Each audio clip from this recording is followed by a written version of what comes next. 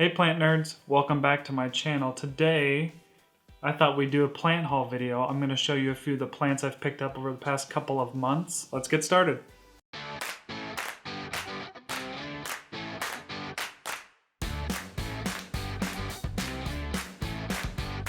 Now, I've got a small addiction to Hoyas recently.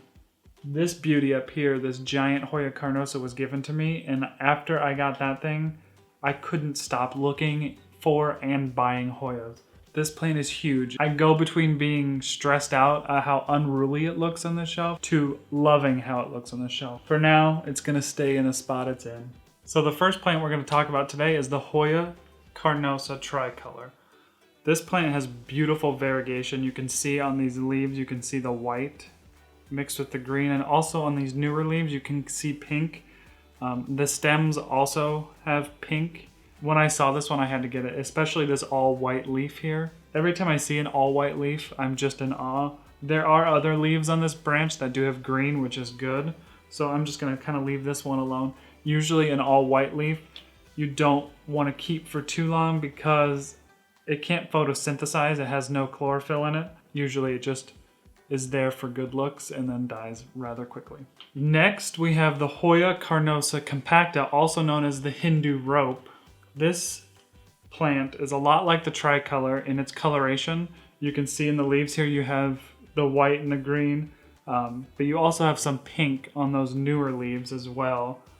The way these leaves grow on this plant amaze me. So I love seeing the new leaves form and come in. And how they curl up and crinkle. These, when they are bigger, will vine, and they do look so cool in the pot, so I can't wait for this one to get big. All right, so the next Hoya I want to show you is this Hoya Kerrii.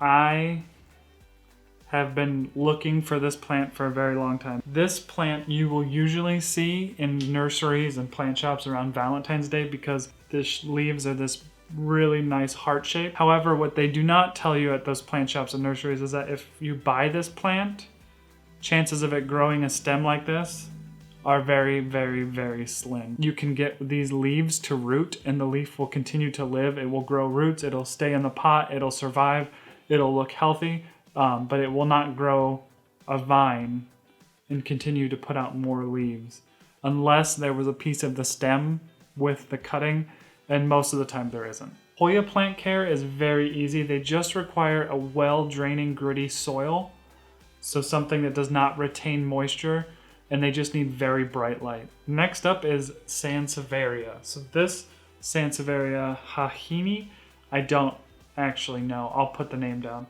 This one may be the blue star or the jade. I'm not quite sure which. The way this Sansevieria grows out of the middle and kind of in this bird's nest form really caught my eye, and really do enjoy this plant. Continuing on with Sansevierias, I have this Sansevieria Fernwood. When I bought this guy, he had 4 or 5 offshoots, but I do like the look of just this one main stem putting out these leaves. So I did cut those out and I gifted them to family and friends. All right, so next up is this unique looking cactus, and I actually don't really know what the name of this is. The people at the nursery were unsure. So if you guys know what the name of this guy is, please comment down below and let me know. Maybe referred to as a paper spine. This little dude looks so unique. It's got this nice silvery bluish shine with these white spines sticking out everywhere, and they're actually not super sharp. They're just kind of flexible, which is why I kind of feel like this is the paper spine cacti. Let me know. Next up on the plant haul is this Calathea Rufibarba. I think that's right. This plant feels like velvet. If you ever have a chance to buy one of these, I really suggest you get one. The leaves are very soft and they have this nice fuzzy velvety feel to them. This Calathea I have not misted because usually plants that have the furry leaves do not like to have water sitting on them. So when I water this guy, I make sure to just water the soil and only get the soil. But you can see the bottoms of these leaves are that nice deep purple. And it just feels really cool. Next up with the tactile plants is the felted Peperomia. I really do enjoy Peperomias. There's so many different versions out there, and I saw this little guy. The leaves do feel just like felt. Imagine just like a plant that feels like a teddy bear. Let's all be best friends. Oh my god. A green teddy bear. This one's putting out a lot of new little leaves. It did have a few when I first bought it and they kind of died and fell off, so I was a little stressed about it, but now it's putting out new growth, so it likes its spot. All right, the next plant is this Peperomia Clusiifolia, I believe, Rubra. You can see from the leaves it has this nice burgundy line on all of the leaves. I hadn't seen this plant in a store, and when I was back home for Thanksgiving, I saw it in one of the shops there and I brought it all the way back with me. I really do like the shape of these leaves and then that nice burgundy outline. I think it makes it a real striking looking plant. Peperomias are really easy to care for as well. They do like bright light in your house, and the leaves of the peperomias feel like a succulent, and you can kind of tell when they need water because the leaves will not be so rigid. You know your plant needs water when it gets a little flimsy, so just give it a drink and then it'll perk right back up. All right, so my next plant is the Ficus Audrey.